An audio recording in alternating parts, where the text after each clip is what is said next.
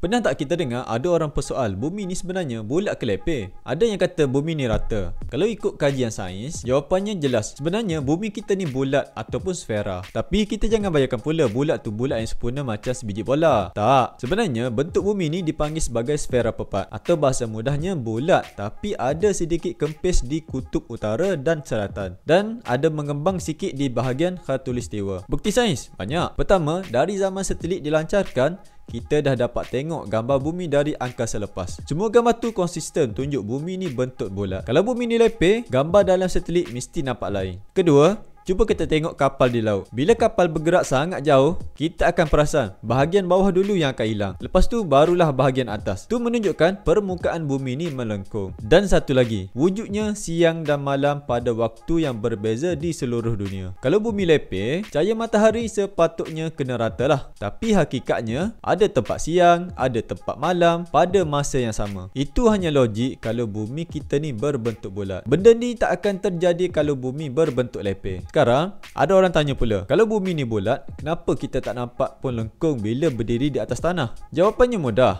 Bumi ni terlalu besar. Diameter bumi lebih 12,700 km. Jadi kelengkungannya mustahil untuk kita nampak jika kita hanya berdiri di atas tanah maupun atas gunung. Bila kita berdiri, mata kita ni hanya nampak sejauh beberapa kilometer je. Sedangkan bumi ni beribu-ribu kilometer luasnya. Sebab tu kita rasa permukaan bumi ni rata. Nak nampak lengkungan dengan mata kasar, kita kena berada tempat sangat tinggi. Contohnya tengok dari angkasa lepas. Dari situ barulah jelas kelihatan bumi ni melengkung. Cuma ada juga orang kaitkan dengan ayat Al-Quran yang ada menyebut bumi ni dihamparkan. Dari ayat tu, ada yang terus faham bumi ni lepeh, tapi sebenarnya tafsiran ulama bukan begitu. Maksud dihamparkan ialah bumi ni Allah jadikan luas, stabil dan sesuai untuk manusia hidup, bercucuk tanam, bina rumah dan bergerak ke mana saja. Ia bukan bermaksud bumi ni bentuk rata. Malah dalam ayat lain Allah ada sebut bumi ni berbentuk seperti telur atau bulat. Jadi kalau kita gabungkan dengan ilmu sains moden, memang selarilah bahawa bumi ni berbentuk bulat. Cuma Allah ciptakan permukaannya sesuai untuk kita hidup di atasnya. Jadi ringkasnya, bumi ni bukan lepeh, tapi memang bulat dengan bentuk sfera pepat. Itu fakta sains yang dah terbukti beratus tahun melalui pemerhatian. Dan dalam masa yang sama, tak bercanggah dengan Al-Quran bila kita faham maksud ayat dengan betul.